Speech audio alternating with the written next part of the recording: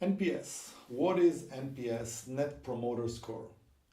It's actually a measure intended to represent the level of customer loyalty to a product, service, or company. The NPS index is sort of one single question, and the question is, how likely are you to recommend our product to a friend or colleague? Now, compared to other surveys, the uniqueness of the NPS is the fact that by me recommending a product to a colleague, I basically place my reputation on this product. Therefore, the answers will be relatively reliable compared to other surveys. How we calculate the NPS?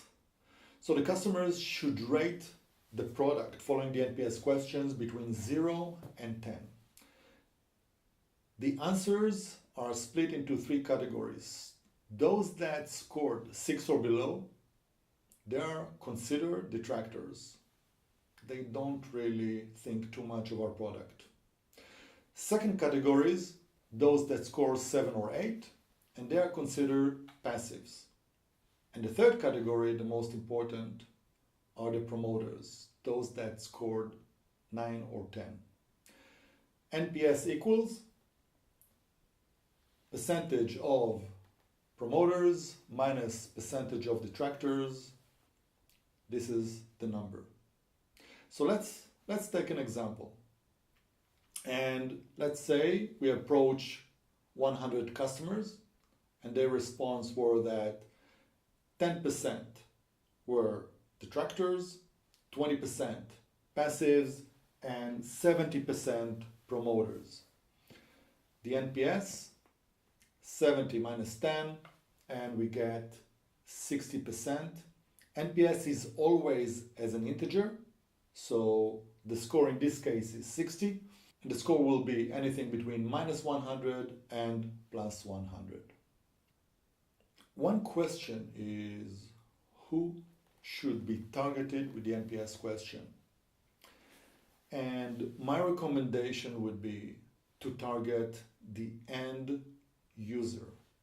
You know, in a company, when you have to take a decision whether to spend on a certain platform, on a certain product, there are multiple levels of decision makers, from the end user through his manager, through the finance, IT, and so on. But in the majority of the cases, decisions will be received only if the end user recommendations are very strong. And therefore, we have to target this segment. So typically, we run the NPS once a year. And the question is, if we run it for the first time and we don't have any history, do we have to wait for another year before we deduct conclusions? So I mentioned before, with the NPS, we can compare to our competitors, assuming we get this number, and it's typically not so easy to do. The other thing we can do, we can break the answers we received into several categories. For example, if we have customers in different parts of the world, let's say North America and Europe, we can, even after our first time, compare the results between the 2 geographic regions. If we have customers in different verticals, we can split the answers between the different verticals and compare them. This comparison, in most cases, you will be able to deduct quite valuable information.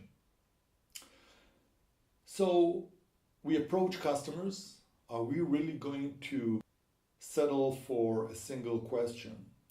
So there are very good NPS online tools. They run a survey such that based on the answer for the NPS, different answers will pop up to the customer. And therefore, follow-up question, depending whether you are a detractor, passives, or promoter, will further assist us in analyzing what the customer really think of us. So, for example, if the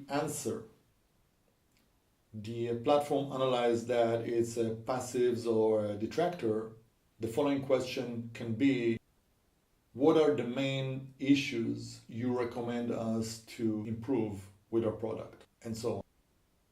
Another advantage of NPS, in this case, actually, it's also true for other type of surveys, is we can take the answers from our customers and turn it into ongoing discussion that we can initiate with them, and therefore really further understand what bothers them in case they are detractor or passives, and hopefully we can, in some cases, improve our product and get them back to be our customers.